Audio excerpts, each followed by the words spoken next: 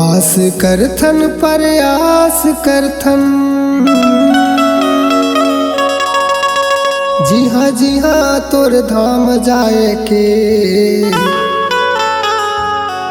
निर्धन यथा शक्तिहीन हन बाबा, कृपा कर हम पास बुलाए के।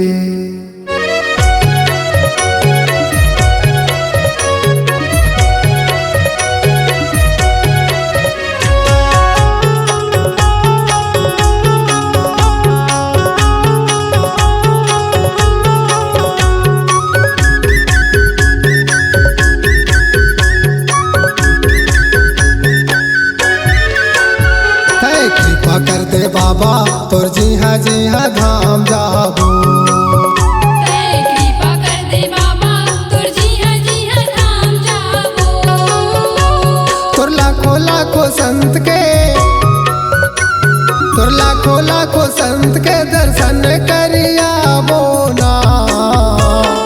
कृपा कर दे बाबा तोर जी हाँ धाम जाबो।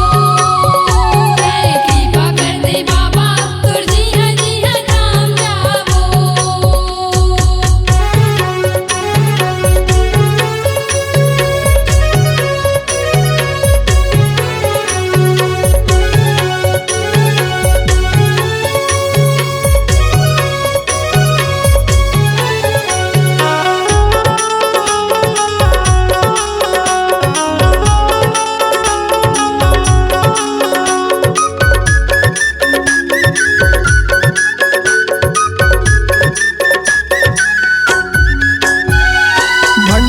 तेलासी जाबो चटुआ खड़ुआ धाम हो।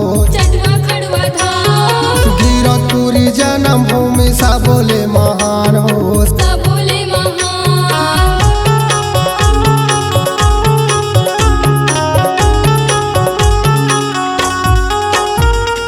भंडार तेलासी जाबो चटुआ खड़ुआ धाम हो। चटुआ खड़ुआ धाम गिरतपुरी जन्म भूमि सा बोले महान हो। सब बोले महान।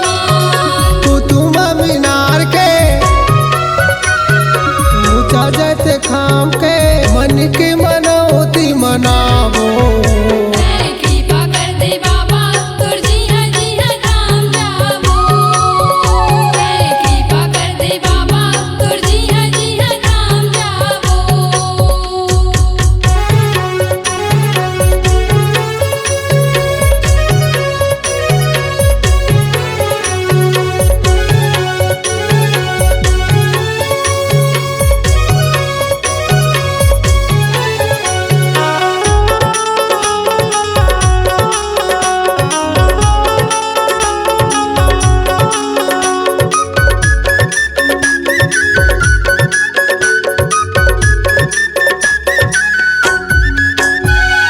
चिखला धाम सम्मान पूरी दुर्ग जिला खोपली हो।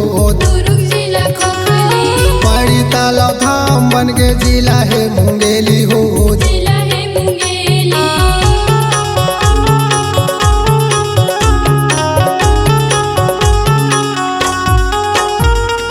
चिखला धाम सम्मान पूरी दुर्ग जिला खोपली हो। दुर्ग जिला खोखली पड़ी तालाब धाम बन के जिला है मुंगेली हो। जिला है मुंगेली। कटे ही बीमारी हा कर ले तैयारी चिखला पानी मार